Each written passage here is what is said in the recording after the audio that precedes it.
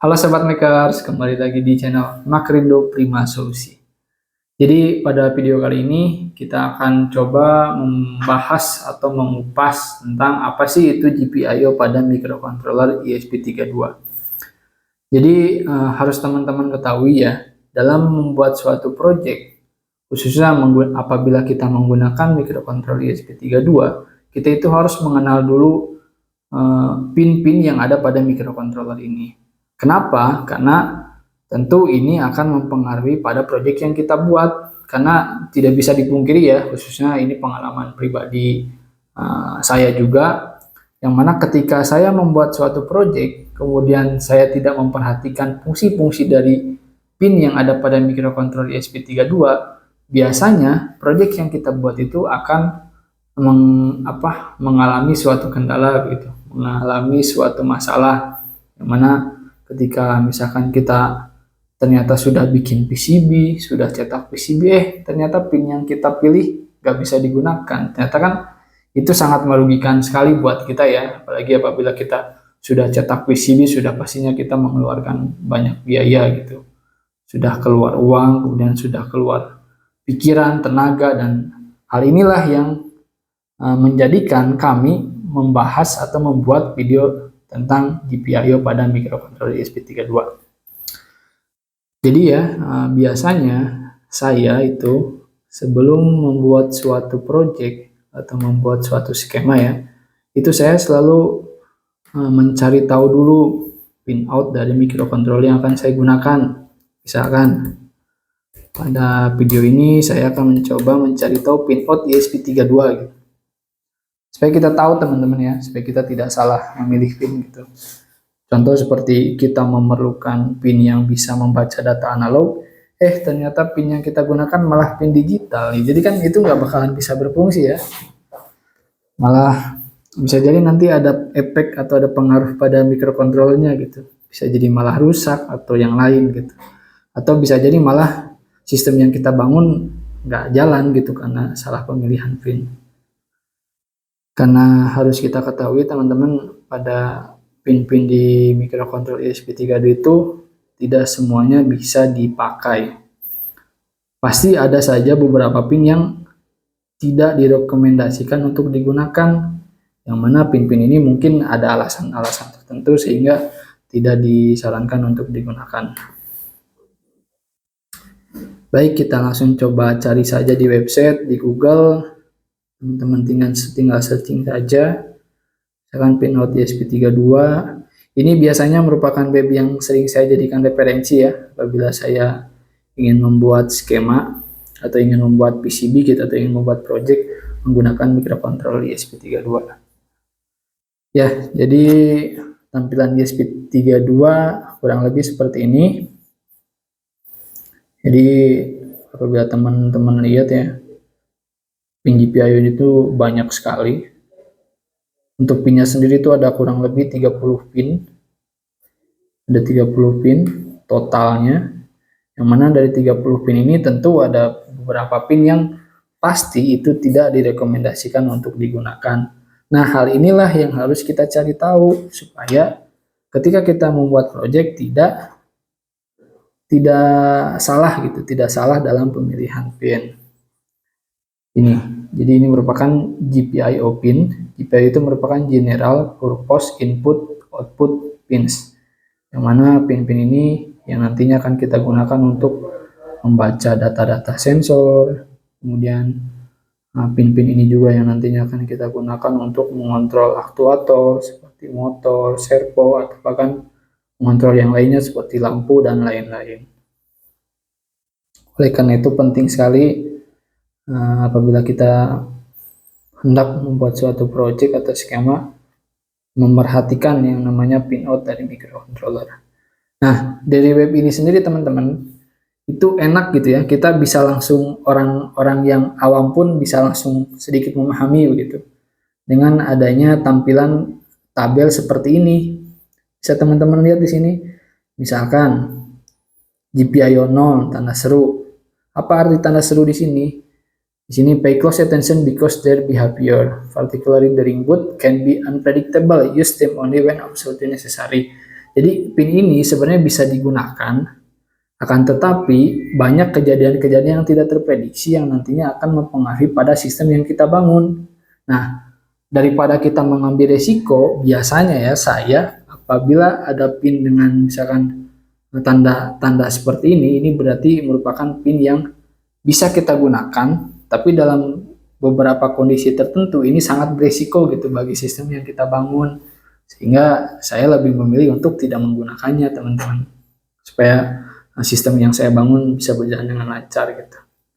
Kemudian ada tanda X. Tanda X ini merupakan pin yang sangat direkomendasikan untuk tidak digunakan karena adanya fungsi-fungsi lain atau alasan-alasan lain yang dilakukan pada microcontroller, seperti di sini TX0, TX0 atau GPIO 1 itu kenapa tidak disarankan untuk digunakan? Kenapa disarankan untuk tidak digunakan? Karena pin ini digunakan untuk mode flashing dan debugging. Kemudian pin GPIO 3 sama NX pin use flashing and debugging, dan pin-pin yang lainnya. Nah, kemudian ada pertanyaan, berarti pin mana aja nih Bang yang bisa dipakai? Nah, biasanya dari tampilan ini juga kita sudah bisa menyimpulkan ya, pin yang bisa kita gunakan itu antara lain seperti pin GPIO 4, itu yang ditandai dengan adanya tanda centang ya atau checklist, yang mana your top priority pins they are perfectly safe to use. Jadi ini merupakan pin-pin yang sangat aman untuk kita gunakan, seperti GPIO 4, GPIO 13, GPIO 14, 16 sampai seterusnya. Kemudian ada lagi di sini, ada lagi tanda seru lagi di sini. Input only GPIO cannot be configured as output.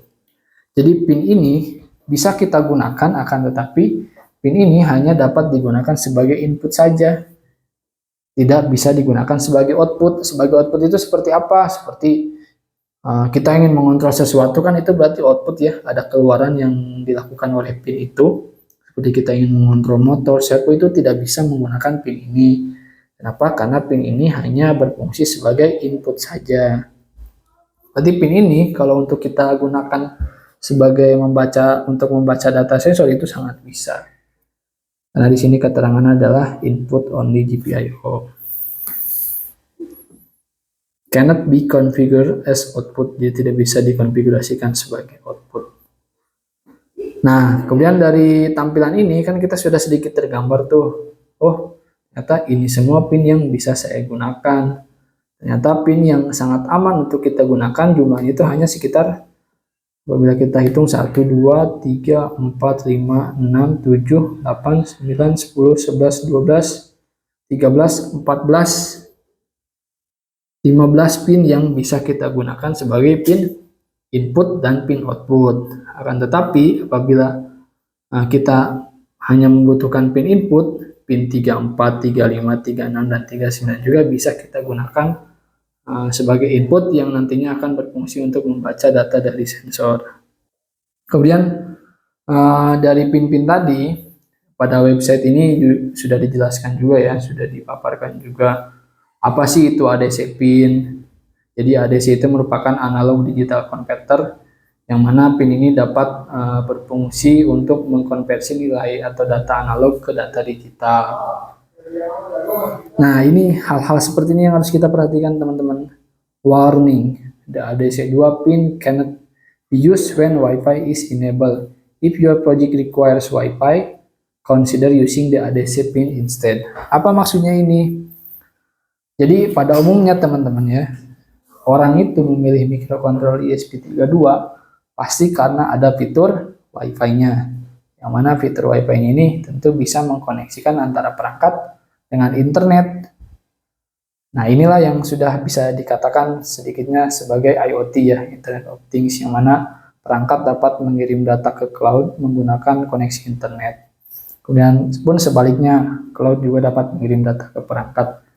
Nah, jadi umumnya orang-orang memilih ESP32 itu karena itu ada fitur Wi-Fi-nya. Nah, ketika proyek kita misalkan memerlukan Wi-Fi atau menggunakan Wi-Fi yang tujuannya untuk IoT, nah inilah yang harus kita perhatikan.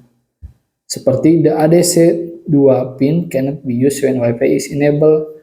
Jadi pada ESP32 itu ada beberapa pin yang dia itu tidak disarankan untuk tidak digunakan ketika masuk pada mode Wi-Fi. Kenapa? Ya mungkin alasannya karena microcontroller memerlukan proses lebih ya, sehingga beberapa pin tersebut tidak dapat digunakan. Cuman berdasarkan pengalaman saya, ketika pin ADC2 ini digunakan pada mode Wi-Fi, itu biasanya si microcontroller itu sering ini teman-teman sering ngeriset sendiri gitu. Sering riset atau bahkan ada pemberitahuan ketika kita buka serial monitor itu ya, ada pemberitahuan di serial monitor seperti ADC2 pin sekian bla bla bla bla bla, yang artinya itu pin ini tuh sebenarnya digunakan oleh Wi-Fi sehingga tidak bisa digunakan untuk mode seperti pembacaan data dari sensor ataupun sebaliknya. Nah, jadi ini yang kadang orang itu tidak perhatikan teman-teman. Jadi ini merupakan penting sekali ya. Terus ADC2 itu berarti yang mana aja nih Bang yang nggak bisa kita gunakan ketika mode Wi-Fi? Ya teman-teman bisa cek sendiri di gambarnya di sini. Nah, ini kan ada tulisan ya ADC2,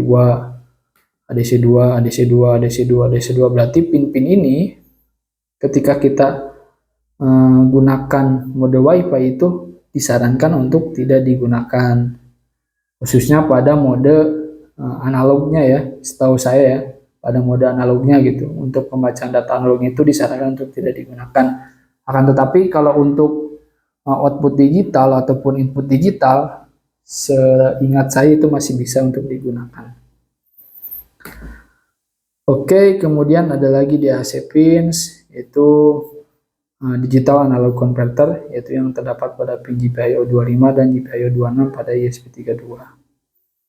Nah, ini yang harus kita perhatikan teman-teman ya, apabila ada catatan-catatan begini, kenapa dicantumkan seperti ini, ya berarti ini merupakan hal yang penting gitu untuk kita perhatikan. Ini ada touch pins, yaitu pin sentuh, yang mana sebenarnya pin ini tuh apabila kita sentuh itu bisa datanya itu bisa kita proses gitu di microcontrollernya. Kemudian ada I2C pin, ini merupakan pin pin untuk komunikasi gitu antara microcontroller dengan perangkat-perangkat lainnya seperti sensor. Jadi ini merupakan pin-pin interface gitu. Ada I2C pin, yang mana pinnya itu adalah SDA, SCL. Mungkin kalau teman-teman sudah familiar dengan LCD pasti ya sering menemui kalau komunikasinya itu menggunakan komunikasi I2C. Ataupun ada beberapa sensor yang menggunakan komunikasi I2C juga, seperti sensor gyroscope, kemudian sensor INA219 itu merupakan sensor tegangan dan arus yang dimana interface juga menggunakan pin I2C ya, SDA dan SCL. Kemudian ada SPI pin, UART pin, yaitu adalah pin serial ya, RxTx.